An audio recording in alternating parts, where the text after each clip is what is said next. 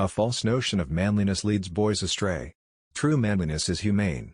It says, "We who are strong ought to bear the infirmities of the weak." Its work is to protect those who cannot defend themselves, to stand between the tyrant and the slave, the oppressor and his victim. It is identical in all times with the spirit of chivalry which led the good knights to wander in search of robbers, giants, and tyrannical lords. Those who oppressed the poor and robbed helpless women and orphans of their rights. There are no tyrant barons now, but the spirit of tyranny and cruelty is still to be found. The good knight today is he who provides help for the blind, the deaf and dumb, and the insane.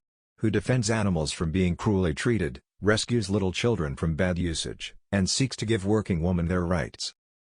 He protects all these sufferers from that false manliness which is brutal to weak. The true knights today are those who organize to prevent cruelty or to enforce laws against those who for a little gain make men drunkards. The giants and dragons today are those cruelties and brutalities which use their power to ill-treat those who are at their mercy. True manliness is tender and loving. False manliness, cold and hard, cynical and contemptuous. The bravest and most heroic souls are usually the most loving. Garibaldi, Kossuth, Mazzini, the heroes of our times, Luther, who never feared the face of man, Gustavus Adolphus and William of Orange, are examples of this union of courage and tenderness. Bold as lions in the defense of the right, such men in their homes and their private life have a womanly gentleness. False manliness is unfeeling, with no kindly sympathies, rude and rough and overbearing.